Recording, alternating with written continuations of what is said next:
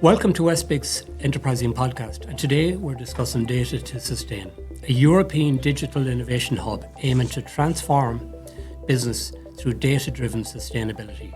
I'm John Brennan of WestBIC, your host today, and joining us today also is Mike Conroy, Director of Data2Sustain. Mike has held multiple global engineering VP and Ireland site leader positions in US multinationals in the tech industry for over 20 years. Mike, you're welcome to the show. Thank you, John. Delighted to be here. Great stuff. Let's start with a simple question. Okay. What is Data2Sustain? Okay. So Data2Sustain is a European digital innovation hub, so that's a mouthful. So it's part of a wider European initiative, and it's an implementation in Ireland on Data2Sustain. It's one of four digital innovation hubs in Ireland. I'll name the other three for reference. One's Cedar, which is the National AI Centre. One's Factory Exchange, very focused on operations and manufacturing. And one is Entire, which sort of services the South and Southeast as a hub. So that sets the context in Data2Sustain. And I guess it's very focused on digitalization, the adoption of digitalization, and the adoption of advanced technologies in its broadest sense across a range of companies and organizations who face challenges. And the challenges could be around skills and training, the challenges could be around innovation projects, or the challenges could be sort of navigating the ecosystem or getting business support.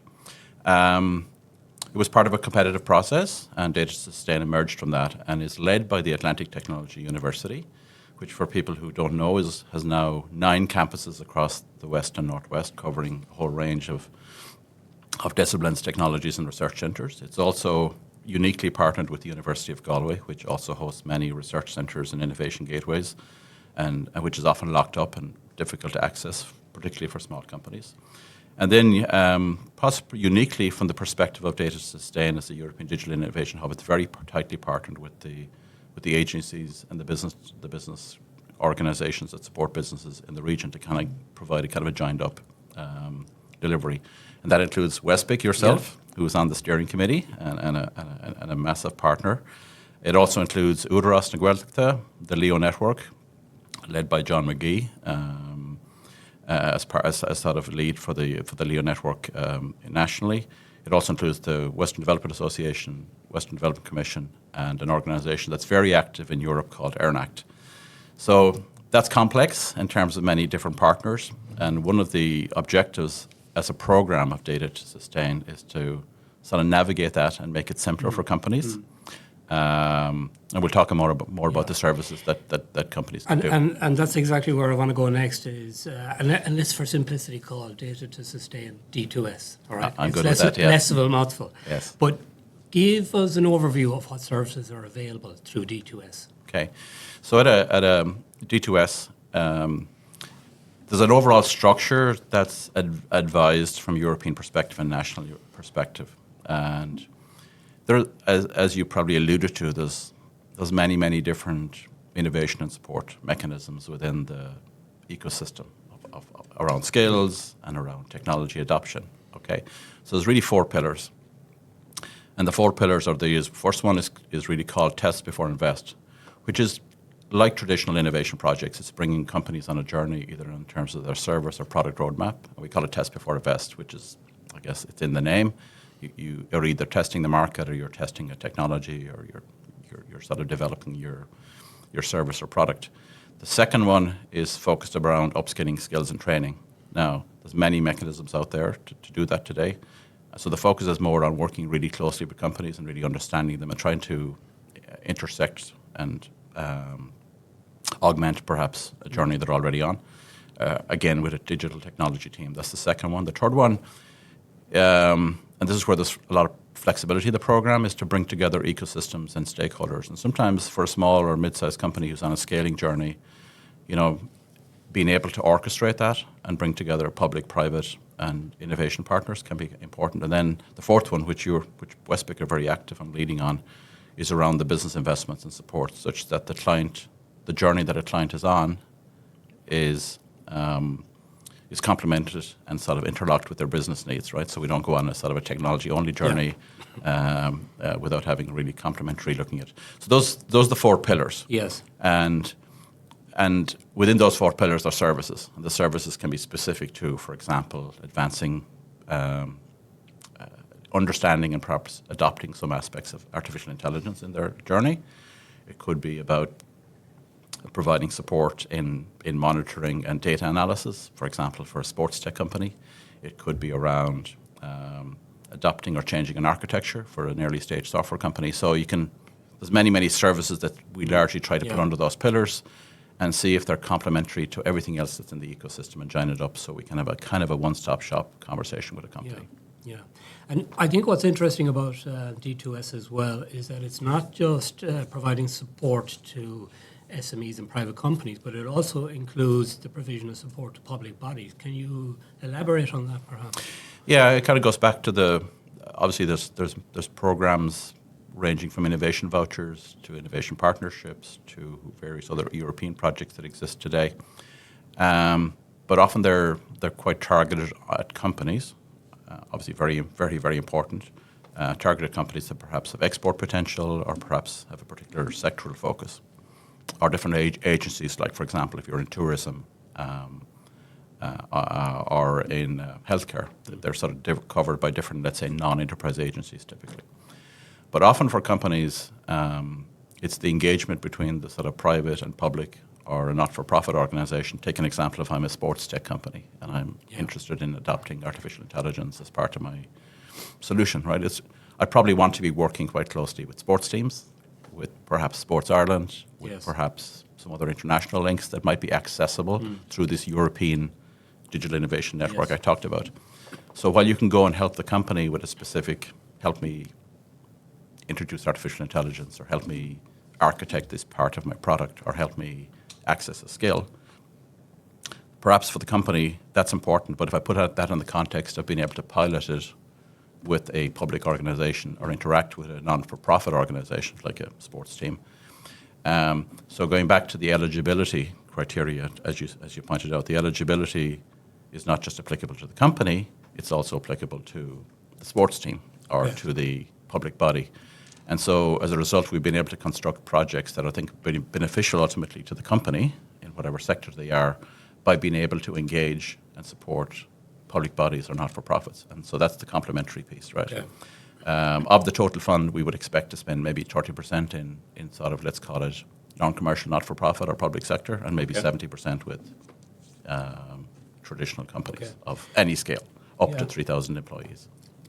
Just coming back to one of the things you mentioned there, that the EDIH is a European network. Yes. Yeah. How many European digital innovation hubs are out there now? Approximately, I don't know if you know the exact number. But now, as you mentioned at the start, I come from maybe a different, sometimes equally complicated multinational background. But for somebody who's dipped in and out of the public innovation environment, the skills environment, it's obviously quite difficult to navigate. Yes.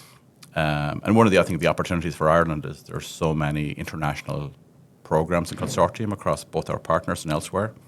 It can be hard to navigate and get access to it. And so these interesting innovations are perhaps conversations.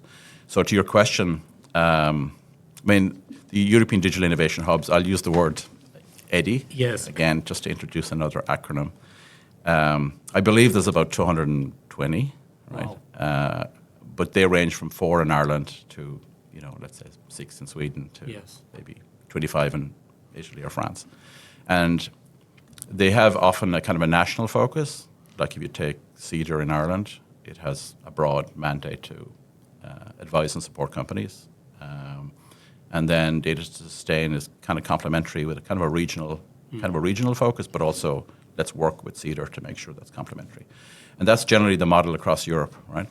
Now, the opportunity, which is, I'm not saying it's a slam dunk, but the opportunity that the Commission had was to try and put together, different interest groups and different thematic groups across Europe who would, for example, tourism or healthcare or automation and manufacturing, to kind of be more aware of each other and be more aware of great cases, test cases. So the reason that's the number that was set up. They will be. They were set up for 3.5 to 4 years. In some cases, some organisations are halfway through it. We're about a year through it. So there will be an ongoing look at those to make sure they're being effective in terms of working together. But you can see, under a very large European umbrella, there's There's a lot of diversity across very mature enterprise countries with lots of sports, probably like Ireland, to perhaps others that are maybe maturing from a regional perspective in different parts of Europe. Perfect. And coming back to the one of the things you mentioned earlier as well is the business support's available through D2S. Can you elaborate on that a little bit in terms of what's available to a company? Yeah, and you're probably in a better position than me. I've sort of lived most of my career in the sort of engineering or product side of it, and have had to go off and cap in hands to financial people to get the investments. But I think the EDIH or mechanism has this flexibility. It's has flexibility. So the reason we're partnered with yourself in WestBIC and others is when you're having a conversation with a customer, maybe it starts on our technology front, but you determine pretty quickly that they're maybe it's a technology-led company. You're quite familiar with this. They need to take a look at their business model. They really need to do a better assessment. Maybe we do a prototype that gets them to the first client, but it's really unclear where we're to continue to do innovation or other technology investments that they would need to really have complementary business. So you can probably talk a little bit more about how they sort of fit together. I think the thing to know about the European Digital Innovation Hub is, first of all, the funds are there to support organizations like WestBIC and others, including, and I should have mentioned this earlier, we work with the consultants who work with the Leo network. So there's a complementary activity there. So from a client perspective, you can access services that sit within the consortium on the business support side using the EDIH funds to get access to those effectively for free. Yeah. And from a personal perspective in WestBIC, I think there's a great opportunity there. If you look at D2S and the partners, which you mentioned already, we have the Leos involved, we have Údarás na Gaeltachta involved, so we're covering early stage companies, micro enterprises, and then Gaeltacht-based companies also who will be covered by Údarás na Gaeltachta, and ourselves working with high potential startups who are being worked through the EI ecosystem. What we're finding is that those companies that maybe have received HPSU funding, they're now looking at their business model. Where do we go next? How can Data2Sustain help us with the tech? And in turn, what does that mean for our business model? And how can that help us to attract additional investment? And I think this is one of the key benefits of the D2S model, is that it allows companies to reevaluate where they are and look at the business model and give them the opportunity to develop that further for the next stage of their growth, and allow companies to scale in an effective manner. Yeah. So I think, again, our experience has been it's particularly beneficial, and there is a real gap there that I think D2S can service. Where do you see all of this going into the future in the next number of months and years, and where can all this bring us to? And I know Europe are very much conscious of the need for all the member states to develop that entrepreneurial culture, to develop innovative, high-growth companies that can compete worldwide. And I think this was part of the thinking with the EDIH model. So where do you see us fitting in with that? Yeah. Obviously there's a big backdrop there in terms of sort of Europe and innovation. That's pretty topical versus regulation. Yes. A discussion for another day. A discussion for another day. I think in practical terms, I think one of the things, and you kind of alluded to there in the business discussion, was just flexibility. So if you were to take a few messages out of this sort of conversation, there's a lot of flexibilities. There's flexibility. Let's do a prototype and see how that's going. Okay, now let's significantly increase what we want to do with you there, perhaps technically. But in parallel, let's pull in some business support conversations, or let's pull in some training or placement discussions. So there's flexibility. Remember, and we perhaps didn't emphasize this at the start, ultimately the fund is, if you're engaged with the client who might be listening, ultimately the approval of that is between the client, the person doing the work, and probably myself, right? Yeah. And so we obviously operate to a set of state aid rules that need to be followed, and they're very clear and very flexible, but it's a very lightweight process, and it tends to move very quickly from, that's an interesting conversation, Can I get the right people in front of you from a one-stop shop perspective? Let's write a quick SOW if that's necessary. In some cases, that's not even necessary. Let's understand perhaps your de minimis state aid position if we want to dip into that, put a price on it, and let's go for the next 3 months, and then let's reevaluate. Or let's have a conversation with WestBIC in parallel because you really need to be thinking about this. Yeah. So flexibility is a big part of it, and that's part of the, I think, theme. The second, I think, theme that's coming down is, so just in a context, we've been up and running for a year. I probably talked to 220, sort of potential clients or customers during those pieces. Wow. They're not just a conversation. They tend to be a little bit, what's your business, what's your scope, who are you working with today, what are you trying to do, perhaps a maturity assessment discussion.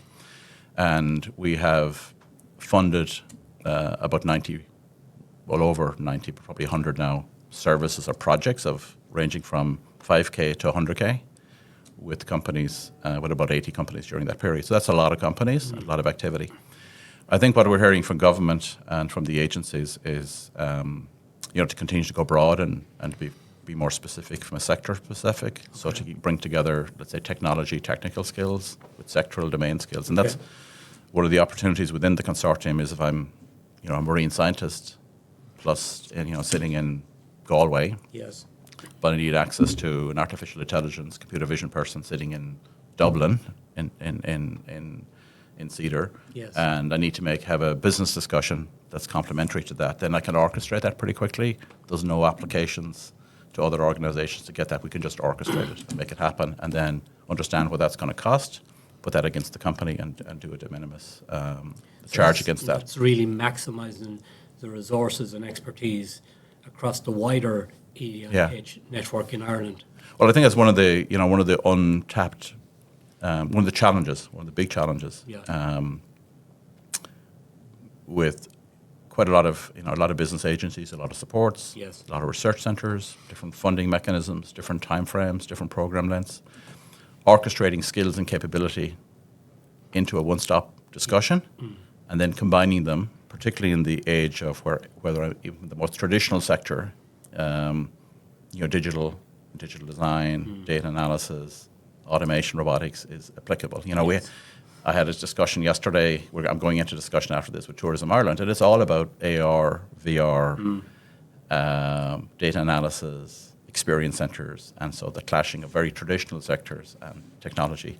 I spent yesterday with people in sort of wood turning, where I was you find out how much important automation, robotics, digital technologies, CAD design, right? So one of the things that can happen, to answer your question in a long-winded way, is there's a lot of world-class expertise in particular sectors who are often locked out from good technology, automation, robotics, AI adoption technologies. And what we can do is try to make those conversations happen through the ecosystem funding. And secondly, kind of make projects happen by bringing people together. So I think most of the projects we're doing often tend to be people who haven't worked together before, from a technology side, versus people who have perhaps more of a domain or industry background, and that can be very complementary.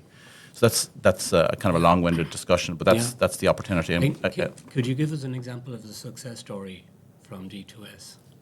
Yeah, I was just kind of thinking about that. I go through those 80 or 90 customers, and some are tech companies at early stage, and some are been up and running for 7-8 years and are looking at scaling and perhaps adopting technology.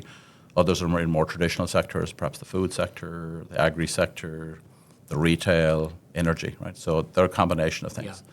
So typical examples of a project, let's say in the agri-tech space, where you can combine a journey that the client is on from a business perspective regarding investment, coupled with, in the agri-tech space, is an example of something in the sort of livestock industry. So you combine the piloting farm that is ATU Montbellew, which is one of the sort of future sort of veterinary schools, coupled with AI and IoT monitoring technology from a great engineering team we have in Donegal, coupled with some other research input from people on the science side. And combining those three things creates a pilot that allows the customer to move quickly and enter new markets in the US. So that's an example of, there's other ones like in the food space where we worked on, the user experience around the software platform they use to develop sort of recipes, but also needed to research and understand what are the big players, whether I'm Glanbia or Kerry or in Europe, what are they doing regarding carbon footprint calculation and representation in a food recipe design. So often the most interesting projects tend to be what's state of the art from a industry or research perspective, and so that's why I say you can dip into domain experts and couple that with some technologists who perhaps don't really understand that world too much. So they're sort of good examples, but we're working with software companies that are very early stages that have built up a lot of data and now need to layer AI on top of that. So we can dip into the Insight Center for Data Analytics. We can dip into other groups. We're working with people in the energy space who are obviously want to adopt scanning and VR, AR technology to speed up and operationalize complex building mapping for energy purposes. We're working in the construction space to not just educate around digital technologies, but perhaps apply technologies like blockchain and provenance in the modular housing space. So it is such a diversity, and that's one of the things I find interesting about this job. It's very diverse, and I find a lot of my time is connecting opportunity and then trying to execute them. So it's really wide-ranging. It's wide-ranging, and that is the challenge, right? And that's one of the things I was going to ask you is that because first of all it's so wide-ranging, that in itself is a challenge. Mm-hmm. But have you also encountered that with some businesses they're a little bit overwhelmed by the tech and where should I go next? What's the best route? And there's so much discussion and conversation and noise, if you like, about AI. They don't know whether to turn maybe right or left. Are you experiencing a little bit of that? I mean, that's AI has, I think, accelerated that problem. Yes. And you can't turn left or right these days without having some opinion or course or view on that. So navigating that simply as a non-technologist is very, very challenging. Yes. And we also need to be careful. Obviously, a lot of the consortiums, have an advanced technology background or even education background. So sometimes the best advice comes from, small commercial companies who are doing it for themselves, with the freely available SaaS solution. So we need to find. That's when I talk about orchestrating conversations. Okay, some of them are advanced technology and perhaps of an innovation research nature, but equally people who come from a very applied, commercial, maybe non-tech background who are using the tools is an equally important conversation to orchestrate for accounts. I think, if you look at even this region, a very strong tech industry, which has gone from a strong, I'd say, R&D tech industry, which has over the last 10 years merged a little bit with the healthcare and digital technologies, increasingly with the finance area, if you look at the type of companies that are emerging.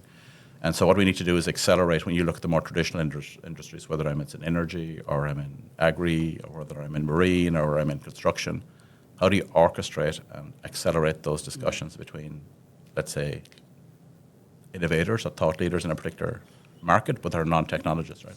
So that's the biggest challenge. Yes. And so I sat recently in a round table with 10 or 12 people from agri-tech background, and you could see the absolute innovation and drive among people who are coming from that space, could be farming or food, but perhaps lacked the technology background or expertise. Right. Not so much that they didn't know what an answer looked like, but how do I navigate it? Yeah. Who do I pick to be my partner on the technology side? Which part of this technology stack do I need to think about? Who do I trust to work with? And that's often the biggest challenges for companies in that space. And then obviously on the counter side, if you're very much a technology company driven by the next release of the product, how do you step back and get advice from people like yourselves or others who have a better, let's say, market perspective, can sort of educate a little bit more about the market trends and the research trends from a business perspective. So that's the biggest challenge to navigate. And then the second challenge is obviously it's a complex ecosystem, so you can only have so many successes, so try and pick ones that will have an impact with companies. Yes. One of the things I wanted to maybe just revert back to was you mentioned at an early stage that ATU Sligo lead Data2Sustain, and obviously the University of Galway are also, where you also mentioned those as a key partner. Yeah. How important is it to have those partnerships in place with the universities, with tech companies, and also, the innovation hubs and the business partners like ourselves? Again, Data2Sustain, EDIH is one of many things that are going on. The Atlantic Technology University is somewhat unique, and obviously the technology universities are going through their own journeys of integration. And I think the opportunity there is 9 campuses, many different places of expertise, and also sort of investments in capital and infrastructure and pilots. Yes. So if I'm a pilot farm, as an example, that is very that has in Montpellier, or if I'm the Killybegs campus and in hotel management, or if I'm the sort of wood and design background in Letterfrack, or whether I'm the sort of creative, the creative arts centre across the road here, linked with Crew. There's a lot of, let's say, expertise across the region. Yes. And I think what the journey that ATU is on is combining disciplines, and I guess we think disciplines in terms of academic, but also there's large European programs with research investment. There's innovation gateways, which are essentially engineering personnel. We often think of them as academics. There's engineering personnel, mostly who come from industry, who are spread around ATU. So ATU I think, has a really significant opportunity with using programs like the EDIH to combine the forces across themselves to support companies. Equally, then obviously partnerships with other research centres like the Insight Centre for Data Analytics, Coram, many other research centres. It's really unlocking that and overlaying engineering talent on top of it. And isn't that one of the benefits of D2S, is that it kind of opens the door and makes it easier for companies to access that expertise in both the ATU and the University of Galway and the various resources that they have internally, whether it be the gateway hubs or whether it be in the Insight Data Centre. No, exactly. So most of the people we've hired in the program are just engineers, just kind of are either sitting separately or embedded with perhaps kind of industry-facing gateways, and so then combining those irrespective of their geography. Sometimes, despite the overarching sort of regional focus, just like the strength of the tech industry in Galway, like with associations like ITAG or MedTech here, a lot of the opportunities across the region and nationally is by combining those conversations, and we can really help with those. Okay. A couple of final questions. Okay. Looking to the future, what technological trends are shaping the future of sustainability on the one hand, but also digital transformation? Well, it's obviously hard to get away from artificial intelligence and generative artificial intelligence, which sometimes we mistakenly think about it being applicable in let's call it in the knowledge management space.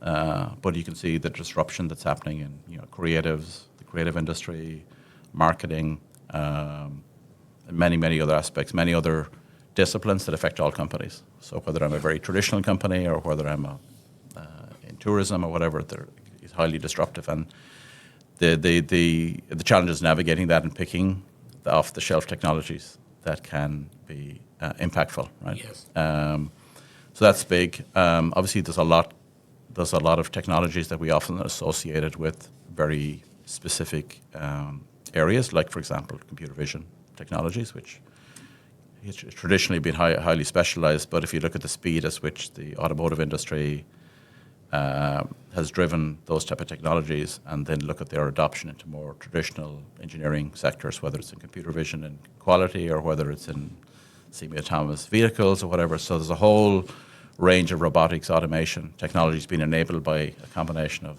SaaS platforms that is now much more accessible, generative AI, which is accessing a lot of data, and it's going to affect whether you're in fish farming or whether you're in machinery production or whether you're in tourism. They all have... Everything's changing. And the challenge is not to sort of go back to and talk about how it affects my personal productivity. I think what we kind of need to do in the region by combining forces across different groups is to be able to be more outward looking regarding the disruption and opportunities that exist in, let's say, traditional sectors, and then I think there's a lot of whether people are coming from their research center or whether they're coming from a multinational training world. Combining those skills can have large impacts in sectors that we perhaps don't associate with tech. Okay. So, on top of that, you have many other things going on around regulation, ESG compliance, Yes. the provenance of the supply chain, the provenance of the food chain, and these are competitive advantages or else they're imperatives. And so a lot of those are the trends and themes that people talk about, right? Okay. So for a company listening to this podcast, Okay. how do they get involved in D2S and what does it cost? Okay. So the main thing so there's a website, www.data2sustain.ie. That's just got a simple form, drop an email. It's got a list of services. They evolve all the time. Ideally, you give a little bit of background of what you're interested in, and what service you're interested in. And we'll get back to you on email within 24 hours and set up a call, to work through that. That's the easiest way. Yeah. We're active on LinkedIn and elsewhere, and that will evolve over the next while. We do try to broker, so if we feel we're not in a really good position to support this company, I will call my colleagues in other EDIHs or other people in my network to see how we can keep this conversation going. We do track all the conversations and follow them up as best we can. Obviously, from a cost perspective, there is effectively our obligation is to offer services. Yes. Those services are offset against the de minimis state aid of the company. Yeah. Now, that's not always the case. Yeah. But if it's a company-specific objective, then we generally offset against the de minimis state aid. There is no cash changing hands. Can you explain de minimis Okay. very briefly? Not complicated. But Probably just not for me. I only became really aware of it much as I kind of joined this program. But every company is entitled to a certain amount of service. Yes. Up to a value of 300,000 over a 3-year period. Okay. So if I'm an early stage company, I may be getting access to some business supports directly from an agency, perhaps like yourselves or perhaps the Leo network, or I may be accessing an innovation grant of 4 or 5K from a university or maybe some other thing. So that effectively is eating into a state aid. Yes. That is a significant number, but we can support projects that go all the way up to 100,000. But more than likely, we're likely to have a project that's initially starts small and then kind of grows.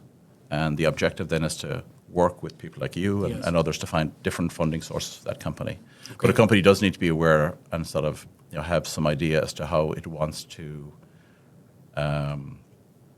let's call it spend its de minimis state aid over a period of time.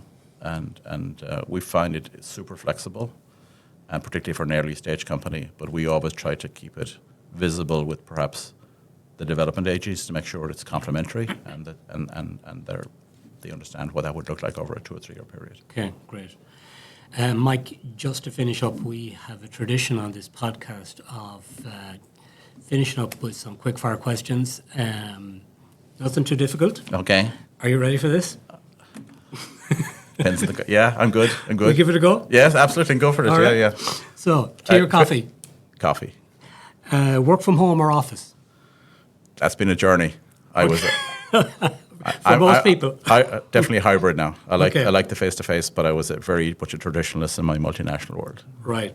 I like the face-to-face too. Books or podcast? Books. And I'm on page 500 of Elon Musk's book at the moment, and it's fascinating. Is it good? It is. It's good, is it? I'd recommend it. Really? Yeah. Okay. Complicated character. Yeah, for sure. For sure. Email or phone calls? Oh, people would probably say email, but I talk too much as well, so I think I do both, yeah. Okay, well, it's useful when you're on the I podcast. need to remind myself to pick up the phone and call people at times rather than just email them back. Yeah. It's important, yeah. I know what that feels like. Yeah. Early bird, night owl? Probably night owl. Okay. Yeah. Teams or Zoom? All of them, every day at this stage. Have you a preference?